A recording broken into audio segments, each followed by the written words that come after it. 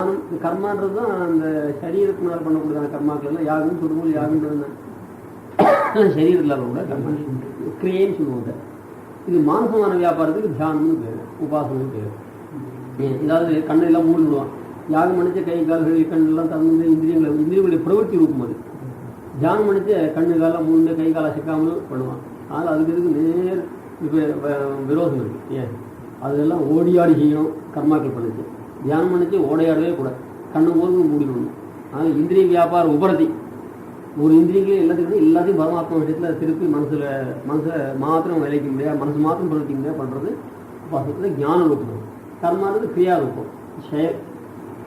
அப்படி அந்த உபாசனம் பண்ணுற போது பரமாத்மா விஷயம் ஆக்க விட்டாது பண்ணுறது பகவான் நினைக்கலாம். அதே போல் க்ஷுத்ர தேவதா உபாசனத்தை போல நாமாதி அச்சேதன உபாசனங்களையாவது மூலம் பண்ணி அது நாமாதி நாம பிரம்மேத்தி உபாசிட்டா மனோபிரம்மேத்தி உபாசிட்டா அப்படின்றத உபாசனத்தை மூலம் பண்ணி சில்வான பிரயோஜனங்கள், இந்த க்ஷுத்ரமான பிரயோஜனங்கள். சில்வான பிரயோஜனம்னா முக்கியமான பலம் வராது, அல்ப பலம் வந்தால் கூட போகும் அப்படின்ற அந்த சில்வான பிரயோஜனங்களாலே யோகத்தை தலை சாய்க்கிறதுனா யோகத்தை சரிதார்த்தமாகும். பல பேர் ரொம்ப கஷ்டப்பட்டு வந்தான்னா அவனுக்கு அல்பமான பலத்தை கொடுத்துட்டு அந்த பரிஷ்டமத்துக்கு இதுதான் பலம் சொல்லி. அதனால் இவன் பண்ண பிரயத்தனத்துக்கு அதுதான் பலம் தான். பிரயத்தனம் சரிதார்த்தமாக போய் தலை சாய்க்கிறதுன்னா அது அது சரிதார்த்தமாக முடியாது. பண்ண தலை சாய்ப்பிக்கை உபக்ஷீணமாக அது சஃலமாக ஆக்குறது. இங்கேருந்து ஒருத்தர்கிட்ட கடன் கொடுத்துட்டார், அவங்ககிட்டேருந்து போய் மாதம் 2 வட்டியோ 3 வட்டியோ கடன் கொடுத்துட்டார். அந்த வட்டி பணத்தை வசூல் பண்ணுறவரும் போகிறேன். கஷ்டப்பட்டு இங்கே 4 பேர் வந்து போகிறேன், ஒரு படிப்பு போகிறேன். அவன் என்ன பண்ணுறான், தோட்டம்லாம் போட்டுருக்கான். ஒரு 2 வீசி கத்தேரிக்காயை கொடுத்துட்டு போதும் திருப்பி அனுப்பிச்சுடுறான். இவனுடைய பிரயத்தனம் உபக்ஷணம் வந்துட்டு இவன் கூட ஒரு 4 மாதம் வட்டி பணம் ஒரு 100 ரூபாயாவது வாங்கிட்டு வரணும்னு போகிறேன். அவன் என்ன பண்ணுறான், இவன் நல்ல வார்த்தை சொல்லி நல்ல இலசியாக கத்தேரிக்காய் போகிறோம், மார்க்கெட்டில் கூட கிடைக்காதுன்னு சொல்லி அவர்கிட்ட வார்த்தை சொல்லி அவர் நைஸ் பண்ணி ஒரு 2 வீசி கத்தேரிக்காய் கொடுத்து வச்சுட்டாங்க. இவர் பரம சந்தோஷம் வந்து இங்கே 4 பேர் நடந்து போன பிரயத்தனம் என்னாச்சு, அந்த கடன் வாங்கினவன் அவரை மயக்கி இந்த 2 வீசி கத்தேரிக்காயில் அவருடைய பிரயத்தனை உபக்ஷம் வாங்கி கொடுறான். அது பிரயத்தனை நிலை சாய்க்கிறான். அவர் என்ன பண்ணுறாரு, சரி நாம் போகணுக்கு அர்த்தம் இல்லை வச்சு கொடுக்குறோம். இவர் என்ன நினைக்கணும், நான் போகிறது அந்த பலத்தை உத்தேசி தான் போனோம், நாம் உத்தேசி போன பலம் கிடைச்சிதான்னு பார்க்காது. இந்த 2 வீசி கத்தேரிக்காய்க்கு வாங்கி போய் அதுவும் நல்ல வயலட் கத்தேரிக்காய் இருந்ததுன்னா விளையாடான்னு இருந்து நான் அதெல்லாம் இந்த மாதிரி கத்தேரிக்காய் வசனம் எங்கேயுமே கிடைக்காதுதான் நினச்சிட்டு இதில் மயங்கி போய் விழுந்துடுறேன். இந்த மாதிரி சுந்தர கடவுக்கூட்டத்தில் வந்துட்டு இருக்கோம் இல்லையோ, நச்சிகேதத்து முத்தாத்ம ஸ்வரூபத்தை பற்றி கேட்குறேன். உனக்கு தேவஸ்திரிலாம் தரேன், தேர்கள்லாம் தரேன், வாகனங்கள்லாம் தரேன், புத்திரபுத்திராலும் 100 வயசு இருக்கணும், நீயும் 2 ஆயுசு நீ பேர் அப்படின்றதாக அவன் சொல்கிறான். இப்போ அவனோட ஓம்ட்டன்னா இந்த வரம் உபக்ஷணமாக போடும். எனக்கு இதெல்லாம் வேண்டாம், அதெல்லாம் உனக்கே ரெண்டும்னு திருப்பி அந்த மாதிரியாக முக்கியமான முத்தாத்ம ஸ்வரூபத்தை பற்றி கேட்குற நச்சிகேதத்துக்கு இத்தனை பலங்களை கொடுத்து அவனுடைய வரத்தை தான் குருதா சொன்ன வரத்தை தலை சாய்க்க பார்த்தான், அது உபக்ஷீணமாக்க பார்த்தான். ஏன்னா எல்லாம் தவைய கோபிரஸ்து எல்லாம் உனக்கே இருக்கட்டும், உனக்கு தவன் நித்திய கீதை எல்லாம் உனக்கே இருக்கட்டும்ன்றதாக சொல்லிட்டு இருக்கட்டும். அதனால் அல்ப பிரயோஜனத்தை ஆசைப்படக்கூடாது. இதெல்லாம் இந்த பகவத் நிகிரகம் அப்படிலாம் பண்ணக்கூடாது. மூலப்பண்ணி சில்வான பலங்களாலே யோகத்தை தலை சாய்ப்பித்தோம். ஆத்ம பிரவணரையும் பிரகிருதி சம்சிருஷ்டம் பிரகிருதி வியுக்தம் என்கிற 2 படியாலும் பிரம்மதிஷ்டியாலேயாதல் சொரூப் மாத்திரத்தாலேயாதல் உபாசிக்க மூட்டி அவை 4 வகைக்கும் பலமாக அல்பாஸ்வாதங்களை கொடுத்து புனராவர்த்தியை பண்ணியோம். இப்படி பகவான் நிகிரகமானது ஆராதன் வரபோது இத்தர தேவர்கள் ஆராதிக்க முடியாது பண்ணி அப்படி அவளை கெடுக்கிறது. உபாசனம் வரபோது பரமாத்மா கிட்ட போகப்பட்டாதபடிக்கு க்ஷுத்ர தேவதையும் நாமாதி அச்சேதனங்கள் நாமன்னு சப்தத்துக்கு பேர். சப்தத்துக்கு போய் பிரம்மா தியானம் பண்ணால் யாரும் நாமங்கிறது பத்திராசிய சப்தம் எவ்வளோ தூரம் பரவுதோ அவ்வளோ தூரம் என்னுடைய புகழும் வரும்ன்றதாக அதுக்கு பலன் சொல்லிருக்கு. அதில் மனோபிரம்மேத்தி உபாசிதான் மனசை போய் பிரம்மா உபாசனம் பண்ணுறதுன்னா திருஷ்டி விதின்னு பேர். ஒன்றை வேற ஒன்றா நினைக்கிறது. மனசு வேற பிரம்மம் வேற, சப்தம் வேற பிரம்மம் வேற தெரிஞ்சிருந்தும் அல்ப பலத்தை உத்தேசித்து சப்தத்தையே பிரம்மா நினைக்கிறது, மனசே பிரம்மா நினைக்கிறது. இந்த மாதிரிலாம் பண்ணால் அல்பமான பலத்தை வரும். அப்படி பண்ணால் ஒருத்தர் சொன்னார், சரி அந்த விஷயங்கள்லாம் போகாத க்ஷுத்ர தேவத்தையும் போல அச்சேத்திரத்தையும் உபாசிக்கல, பரமாத்மாவுக்கு சரீரமாக இருக்கிற ஜீவாத்மா வாசம் பண்ணுறாங்க. அவன் விஷயத்திலே பகவான் நிற்கிறோம் என்ன பண்ணுவாங்க, அதுவே ஒரு தப்பு உண்டு. ஜீவாத்மா உபாசனம் 4 விதமாக ஜீவாத்மா உபாசனம் பண்ணுறாங்க. 4 விதமாக ஜீவாத்மா உபாசனம் பண்ணுற போது அதுக்கு அர்த்தமான பலம் தான் வரல. ஜீவாத்மா உபாசனம் 4 விதம்னா என்னன்னா, அதாவது ஜீவாத்மா 2 விதமாக இருக்கான். பிரகிருத்தியோடைய கூடிய ஜீவாத்மா, பிரகிருதி சம்பந்தம் இல்லாத ஜீவாத்மா. பிரகிருதி சம்பந்தத்தோடைய கூடிய ஜீவாத்மா, பிரகிருதி சம்பந்தம் இல்லாத ஜீவாத்மா. இப்படி ரெண்டு இருக்கா. இந்த ரெண்டு ஒன்னூர்லயும் ரெண்டு ரெண்டு இருக்கு. பிரகிருத்தியோடைய கூடிய இருக்க ஜீவன் இருக்கானே, அந்த ஜீவனை ஜீவனாகவே உபாசனம் பண்றது ஒண்ணு, அந்த ஜீவனை பிரம்மமாக உபாசனம் பண்றது ஒண்ணு. பிரம்ம திருஷ்டி, அந்த ஜீவன் வேற பிரம்மம் வேற அப்படின்னு சொல்றோம் இல்லையா. அந்த அகம் அகம்ன்றதாகத்தான் சொல்றோம். அகம் தான் உபாசனம் வருது. அந்த அகம்னு உபாசனம் பண்ற போது இதான் பிரத்யேகோபாசனம்னு பேரு. அந்த ஜீவனை பிரம்மமாக நினைச்சு தியானம் பண்றோம்.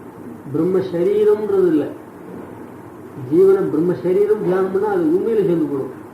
ஏன் ஜீவனையே ஜீவன் பரமாத்மாவு சரீரம்னு உபாசனம் பண்ணமானாக்க இது பஞ்சாக்கிர உத்தேசம், அதுக்கு மோட்சம் தான் பலம். இப்ப சொல்றதுன்னா ஜீவனே பிரம்மம் என்றதாக அத்வைத்தில் சொல்றாப்புல அப்படி உபாசனம் பண்றோம் இல்லையா. அப்படி உபாசனம் பண்ணா அதுக்கு சுத்தமான அல்பமான பலம் தான் இருக்குது. அது ரெண்டு விதம். கேவல ஜீவாத்மாவை ஜீவாத்மானே சொல்லி உபாசனம் பண்றது ஒண்ணு, அந்த ஜீவாத்மா பிரம்மம் ஒன்றுன்னு தான் தியானம், பிரம்ம திருஷ்டியாலே தியானம் பண்ணுது. அந்த ஜீவனை பரமாத்மா தியானம் பண்றது ஒண்ணு. சுத்த ஜீவனை ஜீவனாவே தியானம் பண்றது ஒண்ணு, அந்த ஜீவன் சுத்த ஜீவன் பரமாத்மா அப்படின்னு தியானம் பண்றது ஒண்ணு. இன்னொன்னு பிரகிருதி சம்பந்தத்தோடைய கூடிய ஜீவனை ஜீவனாவே தியானம் பண்றது ஒண்ணு, பிரகிருதி சம்பந்தத்தோடைய கூடிய ஜீவனை பரமாத்மாவை தியானம் பண்றது ஒண்ணு. ஆக 4 விதம். இந்த 4 விதம் அப்படின்னா இதுக்கு பிரத்யேக உபாசனம் தான் பேரு. இந்த பிரத்யேக உபாசனம் பண்றவங்களுக்கு மோட்சமானது கிடையாது. அதான் இங்க சொல்ற.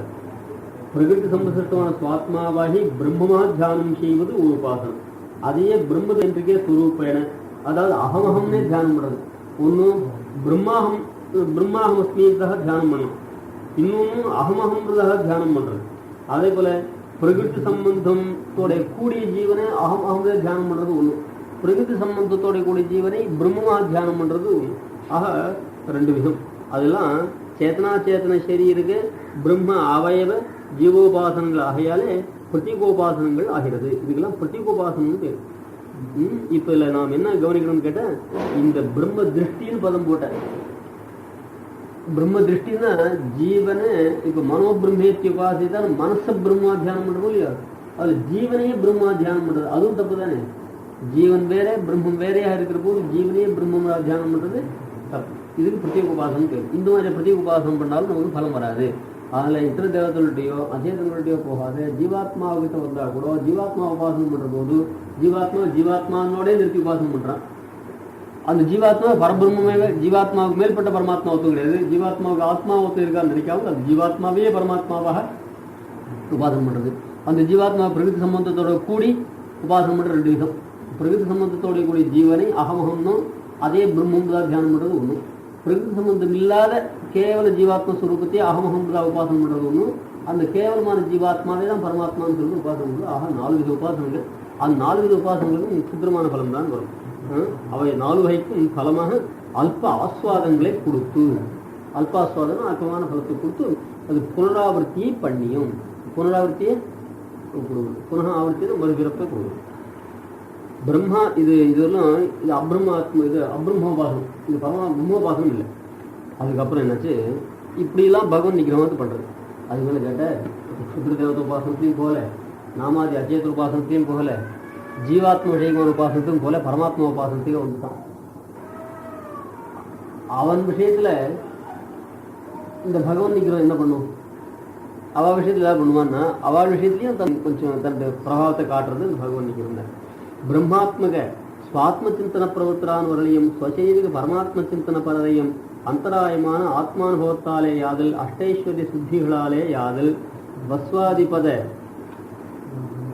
பிராப்தி பிரம்மகாய நிஷேவனாதிலாலே யாதல் அபிஷேகத்துக்கு நாளிட்ட ராஜகுமாரனுக்கு சிறையில எடுத்து கை நீட்டின சேட்டிமாறு பக்கலிலே கண்ணோட்டம் உண்டாமா போல பிரார்த்த கர்மபலமான நிகழ்ச்சிகளும் தன்முந்திலான பரிசுரங்களிலும் தன் மூல போகங்களும் காந்தாழ பண்ணியாதல் அந்நியபராட்சியும் இப்படி பலமுகங்களாலே பகவத் பிராப்திக்கு விளக்கா இருக்கும். இது ரொம்ப அழகான விஷயம். இப்போ என்னாச்சு, எல்லாம் மேலே ஏறி வந்துட்டான். மேலே ஏறி வர சமயத்துலயும் தடங்கள் நிறைய காத்துட்டு. இப்ப பரமாத்மா கிட்டே வந்தாச்சு. பிரம்மாத்மக சுவாத்ம சிந்தன பிரவருத்தரானவர்களையும் சுவாத்ம சரீருக்க பரமாத்ம சிந்தன பரதையும் இப்ப என்னாச்சு, பரமாத்மா உபாசனத்தையே வந்துட்டான். இவன் ரொம்ப திருந்தி போயிட்டான். கீழே சொன்ன தப்புகள்ல ஒன்றுலையுமே காட்டுல ஜெயின பௌத்தால கலங்கல, இதர பலங்களையும் இதர புருஷார்த்தங்களையும் ஆசிரிக்கல, இதர தேவத்தையும் போகல, இதர உபாசனத்திலையும் போகலை, பரமாத்மா உபாசனத்தையும் விட்டுட்டான். இந்த பரமாத்மா உபாசனம் ரெண்டு விதம். பரமாத்மா எண்ணெய் சரீரமாக உடையது அப்படின்றதா சொல்லப்படுறார். பரமாத்மா மச்சரீருக்கா அப்படின்னு ஸ்வசரீருக்கு பரமாத்மா. இந்த சுவாத்மபூத பரமாத்மா உபாசனம், அது தன்னை சரீரமாக உடையது பரமாத்மான்னு தியானம் பண்ணக்கூடாது. இன்னொன்று பரமாத்மா சரீரபூதோகம், பரமாத்மாவுக்கு நான் சரீரம்னு பண்ணுற உபாசனம். ரெண்டு என்ன வித்தியாசம் கேட்டால், பரமாத்மா எண்ணெய் சரீரமாக உடையவன் நவுன் எது பரமாத்மா, எண்ணெய் சரீரமாக உடையவன் அடிப்பு. அப்போ எண்ணெய் சரீரமாக உடையவன் அந்த விசேஷ கோட்டில் தான் சேர்ந்து போட்டான். அப்போ விசேஷமாக இருக்கிறது பரமாத்மா. அதில் பரமாத்மா எண்ணெய் சரீரமாக உடையவன், ஸ்வசரீரகா பரமாத்மா, சுவாத்மசரீரகா சுவாமாகிற ஆத்மா, என் நானாகிற ஜீவாத்மா, ஜீவாத்மாவாகிற எண்ணெய் சரீரமாக உடையவன் அப்படின்னா உடைய பரமாத்மா அங்கே விசேஷமாக இருக்கிறான். எண்ணெய் சரீரமாக உடையவன் நான் என்பது விசேஷ கோட்டில் வந்துருக்கு. இது பரமாத்மா விசேஷிக்க ஸ்வவிசேஷ ஸ்வசரீரகத்து விசேஷ உபாசனம். இன்னொரு உபாசனம்னா நான் பரமாத்மாவுக்கு சரீரமாக இருப்பவன். இங்கே விசேஷம் என்ன? நான் வாக்கியத்தில் எது முடியுதோ அதான் விசேஷம். ஏன் சென்டென்ஸில் கடைசியில் எது பிரதமாத்மா சப்தத்தினால் சொல்லப்படுறதோ அதுதான் விசேஷம். பரமாத்மா மச்சரீரகா அப்படின்னா அங்கே எது பிரதமம் இருக்கிறது? பரமாத்மா. பரமாத்மா மச்சரீரகான்னா பரமாத்மா விசேஷம், மச்சரீரகான்னு மச்சரீரகத்துக்கு விசேஷம் இல்லை. அகம் பரமாத்மா சரீரபூதா, நான் பரமாத்மாவுக்கு சரீரமாக இருக்கிறேன்னா அப்போ யாருக்கு விசேஷம்? நான் ஜீவன். பரமாத்மா விசேஷம் கூட சொல்லுங்க. ஆனால் இதுவும் பரமாத்மா உபாசனம் தான். இதில் பொய் ஒன்றும் இல்லை. அது என்ன உடம்புல பரமாத்மா விசேஷமாக இருக்கிறான், இன்னொரு ஜீவன் விசேஷமாக இருக்கிறான். இப்படி இந்த பரமாத்மா உபாசனம் ரெண்டு விதம். இந்த ரெண்டு விதமான உபாசனத்துக்கு மோட்சம் உண்டு. ஏன் இது ரெண்டு பேர் பிரம்ம வித்தியில சேர்ந்துட்டார். அதுக்காக மோட்சம் யாருக்கலான்னு கேட்ட, இந்த ரெண்டு விதமாக உபாசனம் பண்ணுறவாளுக்கு மோட்சம் உண்டுன்னு ரெண்டு விதமாக உபாசனம் பண்ணுறவாள் சொல்லணும் இல்லையா?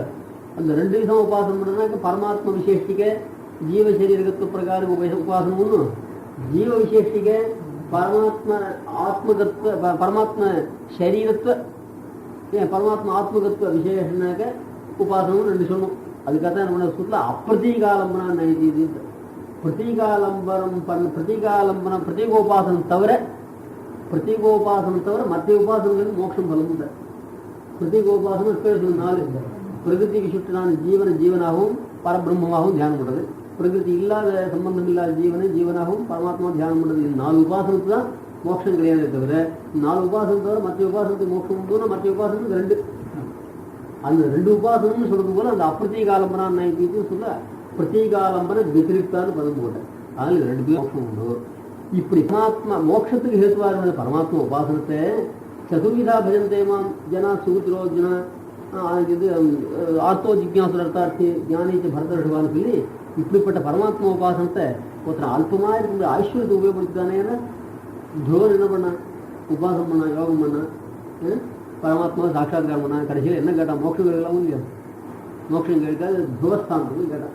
அப்படி கடைசியில் அப்படின்னு சொல்கிறேன், தத்துவ போய் அல்பமான உப்பு யாச்சிச்சாப்புல அந்த எம்பெருமானை பார்த்து நான் மோட்சத்துக்கு போகணும்னு கேட்காத, எங்கள் சித்தி பண்ண உபதிரவத்தினால நான் இங்கேயே அவள் கண்ணுங்கிற வசந்தஸ்தானத்துக்கு வேணும்னு கோபத்தினால ஆக்ரோஷத்தோடு கேட்டுனது அந்த பெருமாள் மறுபடியும் கண்ணுக்கு வருகிறா. நான் அவர்கிட்ட மோட்சத்துக்கு இருக்காது போயிட்டேன், நான் முட்டாள்தனம்ன்றாங்க. அதனால் ரொம்ப கஷ்டப்பட்டு உபாசனம் பண்ணான். அந்த உபாசனன்றது இப்போ இந்த ஏன்னா அவன் உபநயனம் கூட ஆகலை. அவன் இந்த உபாசனம் பண்ணக்கூடாது சொல்கிறேன். கஷ்டப்பட்டு சம்பாதிச்ச பரமாத்மாவை அதே போல் பாடுபட்டு பண்ணுறதான இந்த பிரம்மோபாசனத்தில் துருவன் பண்ணது இந்த 32 பிரம்மத்தில் சேர்ந்ததில்லை. ஏன்னா அவன் உபநயனம் ஆயிருக்கும். அப்படிப்பட்டவன் தான் பண்ணால் அவன் உபநயனம் ஆகிறதுக்கு முன்னாடியே சிறு குழந்தையிலே கொண்டான் 5 வயசுலேயே. அதனால் அந்த உபாசனத்தில் சேர்ந்ததில்லை. இருந்தாலும் கஷ்டப்பட்டு பண்ணுறத கூட பரமாத்மா சாட்சாத்காரம் பண்ணிட்டான். சாட்சாத்காரம் பண்ணி அந்த பரமாத்மா கிட்டே நேரம் மோட்சத்துக்கு இருக்க வேண்டாம் விட்டான். அதில் அந்த பூரி கிருஷ்ணாவதாரத்தில் கிருஷ்ணனை தனக்கு வசமாக ஆகின்றாலும் இல்லையா, அவங்ககிட்ட போய் மோட்சத்துக்கு கேட்டுக்கலாமே. அங்கே சுகபிரமணிக்கு கஷ்டப்படுறார் இல்லையா? சந்திரன் பூசி இந்த கிருஷ்ணனை வசமாக்கி மோட்சத்தை பெறுறதுக்கு ஸ்ரீ புத்தியினால சுத்தசமுத்துக்கு ஆசைப்பட்டா பார்த்தியா அப்படின்றதாக. ஆனால் கிருஷ்ணன் கிட்ட அபேட்சித்ததால் இதுவே ஜென்மாந்திரத்தில் இவளுக்கு சாஸ்வதமான மோட்ச பரிதமாக ஆகிவிடும்ன்றதாக சொல்கிறோம். அந்த மாதிரியாக இந்த பக்தி யோகத்தை என்னோட கோவில் சாந்தி விலக்கி ஆகுமா போலேன்றதாப்புல இப்படிப்பட்ட கஷ்டப்பட்டு பண்ணுறதான உபாசனத்தை கடைசியில் இந்த சதுர்விதா பஜந்தேன்றதாக சுத்தமான புருஷார்த்தங்களாக உபயோகப்படுத்தினாலும் இல்லையா, அந்த இடத்துல பகவத்கீதை வந்து காலாடுறோம். எல்லாத்தையும் தாண்டிட்டான் ஒருத்தரையும் போல. கடைசியில் பரமாத்மோபாசனத்துக்கு வரான்.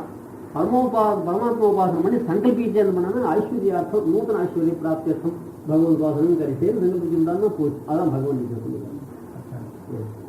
நல்லா படிச்சுட்டான். படிச்சுட்டு கடைசியில் ஒரு சின்ன கம்பெனியில் போய் ஆட்டிட்டு 10 வருஷத்துக்கு அண்ணன் போகிறதுல அக்ரிமெண்ட் எழுதி கொடுத்துட்டாங்க. என்ன இவ்வளோ பிடிக்குது? அந்த மாதிரியா உபாசத்துக்கு கடைசியில் சுத்திர புருஷாத்துக்கு அப்படின்னு அதுக்குள்ள ஆத்மானுபவத்துக்கு ஆசைப்படுது. இப்போ இதெல்லாம் கூட பகவன் நிற்கிறதுடைய காரியம். காலக்ஷேமெல்லாம் பண்ணியாச்சு, நல்ல சதாச்சார சம்பந்தம்லாம் ஏற்பட்டு தப்பு வழிக்கு போகல, நல்லா வந்து தான் கடைசியில் காலக்ஷேபம் பண்ணி அது சுவானுஷ்டானத்துக்கு உபயோகப்படாத ஊருக்கு விலைக்கு இருக்கிறதுக்கு உபயோகப்படுதுன்னு கடைசியில் என்ன லாபம்? அது அத்தியானம் பூர்ணமாக பண்ணிருக்க, சந்தியானம் பண்ணுறது இல்லைங்க. எங்கே பார்த்தாலும் உதய சந்தியா இதுவா அந்த இடத்துக்கு போய் அசதாரம் அத்தியானம் பண்ணுறாரு பேர் உண்டு. என்ன லாபம்? கொஞ்சம் ஒரு 5% இவரு உபயோகம் பண்ணணும் இல்லையா? அதில் காலக்ஷேபம் பண்ணிருக்காரு, ஊருக்கு உபதேசம் பண்ணிட்டு இருந்து தான் உண்மையை பண்ணாமல் இருந்தார். அந்த இதெல்லாம் தான் பகவன் கிருஷ்ணி காரியம். யோகத்தில் அப்படியெல்லாம் இருந்தது. அந்த மாதிரியாக இந்த உபாசனத்தை என்ன பண்ணுற க்ஷுத்ர சுகத்துக்காக பண்ணுறது. அதுக்கப்புறம் இந்த க்ஷுத்ர சுகத்துக்குள்ள ஆசைப்படலையா நேர மோட்சத்துக்காகவே இதை வந்து உபயோகப்படுத்தான். அவன் விஷயத்தில் இந்த பகவந்திக்கு என்ன பண்ணுவார்? அவன் விஷயத்தை கூட சமப்படுத்துறது. அதாவது செங்கல்பட்டு அங்கேருந்து விழுப்புரத்துல வரான், செங்கல்பட்டு வரான், சீக்கிரம் பட்டணம் போகணும்னு வரான். செங்கல்பட்டுலேருந்து பஸ் ஏறணும். மெட்ராஸ் பஸ் எல்லாம் நிறைய காத்துருக்கு வந்து ஒரு 10 பேர் வர. அதில் என்ன பண்ணால் சீக்கிரம் மெட்ராஸ் போகிறதுக்காக பஸ் இருக்கோம், அதில் ஏறிட்டாரப்ப ஒரு 5 இருக்கு. சில பேர் என்ன பண்ணால் அதை போகிறதான் போகிறோம், மறுபடியும் இந்த பக்கம் எங்கே வர போகிறோம், திருக்கு மகாபலிபுரம் திருவண்ணாமலையெல்லாம் போய் பார்த்துட்டு போகலாம்ன்றா அந்த திருவண்ணாமலை வரையா சுற்றி வர பஸ் இருக்கோம், அதில் ஏறிட்டான். இவெல்லாம் பட்டணம் போகணும் தான் வந்திருக்கா. வந்தவா என்ன பண்ண ஆச்சு, இவன் நாங்கள் திருவண்ணாமலை வேண்டாம் ஒன்றா பட்டணம் போய் சேர்ந்தா போட்டு நேரம் வர பஸ்ஸில் ஏறிட்டேன். சார்ஜுக்கும் எல்லாத்துக்கும் ஒன்று தான். இன்னும் என்ன பண்ணால் போகிறதான் போகிறவே இப்படி திருக்கணமெல்லாம் போய் பார்த்துட்டு போகலாமேன்ட்டு ஒரு தருணம். பெருமாள் செய்தா இல்லை அந்த மாதிரியா இந்த சிற்பங்கள்லாம் பார்த்தா அப்படியே பட்டுவிட்டா அதே போல் என்னாச்சு. இப்போ என்ன அவன் வரத்துக்கு ஒரு 2 மணி 3 மணி ஆகும். இவன் ஒரு 2 மணி முன்னாடியே பட்டணம் வந்துடுவான். செலவு ஒரே செலவு தான் இருந்தாலும் அவனுக்கு இத்தனை புருஷார்த்தங்களை கொஞ்சம் ஆசை இருந்தாலும் அப்படி சுற்றி விட்டான். அதே போல் எல்லாரும் மோட்சத்துக்காகவே பரமாத்மா உபாசனத்தில் வந்துட்டான். அதை வந்துட்டு தான் வந்தோம். மோட்சத்துக்குமா திரும்பி வரப்போதில்ல பசுபதங்கள்லாம் அனுபவிச்சுட்டு போனால் தேவையில்லை ஒரு ஆசைப்பட்டான். அதுக்காக என்ன பண்ணாலும் அந்த சுற்றிட்டு வர பஸ் இருக்கிறதாப்புல மது வித்யன்னு ஒரு வித்யை. அந்த மது வித்தியில் இறங்கிவிட்டானேனால் அந்த பஸ்ஸு சரீரத்துக்கு பரமாத்மா உபாசனம். அந்த பஸ்வாதி தேவத்தை சரீரமாக உண்ட பரமாத்மா உபாசனம் பண்ணுற போது பசு தேவத்தெல்லாம் எப்படி ஏன் உபாசனம் பண்ணுறாலும் அதனால் அந்த வசுபதத்துக்கு ஒரு ஆசை இருக்குன்னு தான் அர்த்தம். பரமாத்மாவுடைய அர்த்தத்தை புரிஞ்சுட்டு சரி அதே உபாசனத்தை வச்சு மோட்சம் பிற்பாடு தானே நீ வசுபதத்தையும் அனுபவிச்சுட்டுவான்றதாக நடுவில் நாந்திரீகமாக இந்த உபாசனத்தின் பலமாக வசுபதத்தையும் கொடுத்து கொஞ்ச நாள் அனுபவிக்க முடியாது. அதே டிக்கெட் தான். அதுக்கப்புறம் மோட்சத்தை கொண்டு வரான். இப்போ இந்த பகவன் நிகிரகம் என்ன பண்ணுறது பாருங்க. இந்த நிகிரகம் இல்லாதவா நேரவே மோட்சத்தை கொண்டு வர.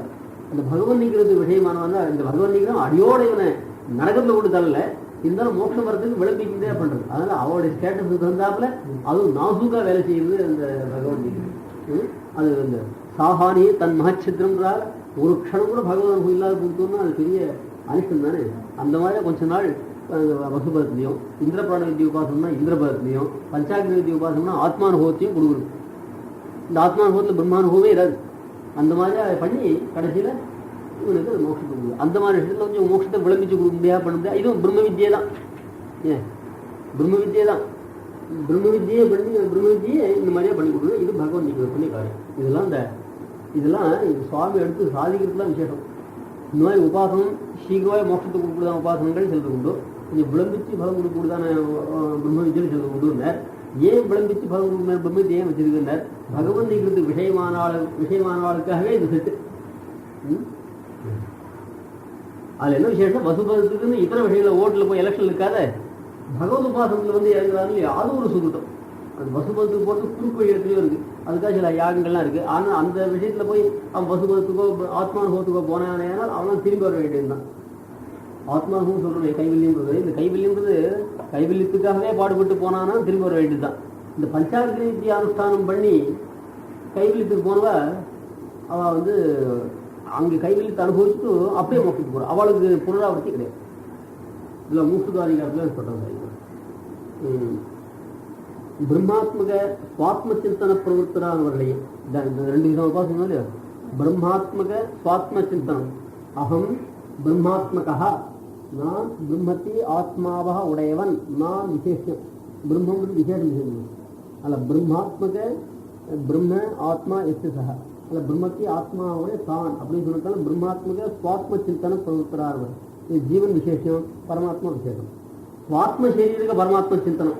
பரமாத்மா சுவாத்ம சரீரகா, இந்த சுவாத்ம சரீரக பரமாத்ம சிந்தனை முடியுது பாருங்க. பிரம்மாத்மக பிரம்மாத்மக சுவாத்ம சிந்தனம். அந்த சிந்தனத்துக்கு முன்னாடி என்ன இருக்கு? சுவாத்மா இருக்கு. சுவாத்ம சிந்தனம் தான் ஜீவன் விசேஷம். இங்க அடுத்தாப்புல வரைச்சு சுவாத்ம சரீரக பரமாத்ம சிந்தனம். இங்க பரமாத்மா விசேஷம், இங்க ஜீவாத்மா விசேஷம், அங்க பரமாத்மா விசேஷம். அதனால அந்த அந்த சிந்தனை பதத்துக்கு முன்னாடி என்ன இருக்குன்னு பார்த்தா இந்த வித்தியாசத்துக்குள்ள, இந்த உபாசனத்துக்குள்ள இந்த வித்தியாசம் வந்து போயிடும். அந்த பிரவர்த்தனையும் அந்தராயமான விக்னமா இருக்கக்கூடாதானே வந்து ஆத்மானுபவத்தாலே யாதல்.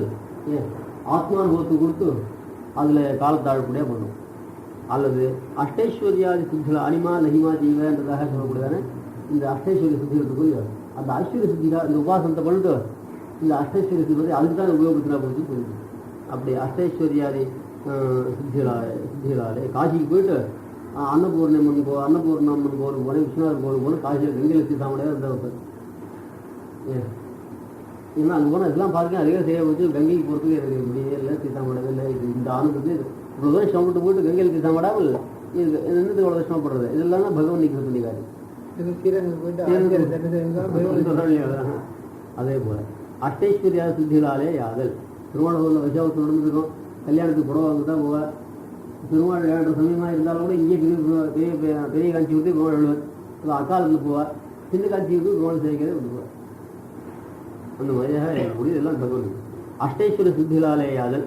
வஸ்வாதி பதப்பிராப்தி, வஸ்வாதி பதப்பிராப்தி இல்லையா அது. அப்புறம் பிரம்மகாயன சேவனாதிலாலே. பிரம்மகாயன சேவனம்னாக்க உஷிதாமயி சேத்வித்வா வியாததே சததோ முகம் அசதஸ்து விவேகாஸ்தம் பிரம்மனோ விகதஜுரா என்று மோட்ச தர்மத்தில் ஜாபகோபாக்கியானத்தில் சொன்ன சதுர்முக சமான போகார்த்தமான தச்சரீர பிரவேசம். ஆதிபத்தா அந்தராயமாகவும் பிரம்மலோகாதி. அதாவது பிரம்மகாயன சேவனம் எல்லாரும் இங்கேருந்து போய் பிரம்மலோக பராந்த காலே பராமசாத் சொல்லிட்டு இங்கேருந்து போய் எல்லாரும் பிரம்மலோகத்துக்கு போகிறா. போனோடனே பிரம்மா என்ன பண்ணா தன் வாயை திறக்கிறான், அவனுக்கு சரீரத்துக்குள்ளே இருக்காங்க. இருந்து அங்கே பிரம்மாவுக்கு என்னென்ன லோக போகங்களோ அந்த போகத்தை முழுக்க அனுபவிக்கா. கடைசியில் அந்த பிரம்மா திரும்ப மோட்சத்துக்கு போகிறோம், அவங்கள கூட பட்டான்னு சொல்லுது. இது பிரம்மகாய விஷயமான பட்சம் ஒரு பட்சம். இது மோட்ச தர்மத்தில் சொல்லியிருக்கு. அதெல்லாம் நமக்கு கிடையாது. அதில் சில வேற தான் உபாசனம் பண்ணுறவங்க அந்த மாதிரியா பண்ணிடும். ஏன் இந்த பிரம்மலோகத்தில் சுகத்தை அனுபவத்துக்காக அந்த ஆசைக்காக அந்த படி பண்ணக்கூடாது. அப்புறம் அடுத்தாப்புல பிரம்மலோகத்தை ஐஸ்வர்யத்தை ஆசைப்பட்டு பண்ணக்கூடாதுன்னு உபாசனம். இப்படி நிஷேபனாதிகாரியாவது வந்து பிராரப்த பலமான தேகேந்திரியங்களும் இது ஒரு உதாரணத்தை அப்புறம் சொல்லுவாங்க. அந்த மாதிரி நிஷேபனாதிகாரியாவது பிராரப்த கர்ம பலமான தேகேந்திரியங்களும் அதில் பிராரப்த கர்ம பலமாக இருக்கக்கூடிய தேகம் என்ன இந்திரியங்கள்னா இதுகளிலையும் அந்த அது தன் மூலமான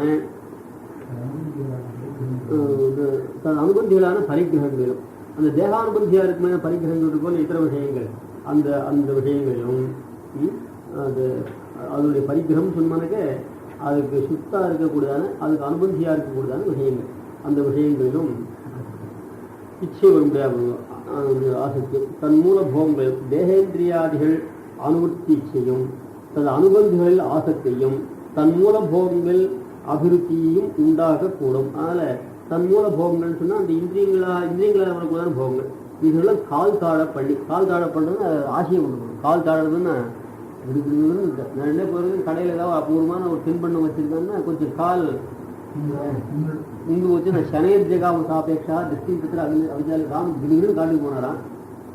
ஆபிஷேக பாண்டங்கள்லாம் வச்சுருக்க பட்டாபிஷேகத்தாக வச்சுருது. அது பார்த்த உடனே பெருமாள் கால் வேகமாக போனது சட்னி தந்து வச்சு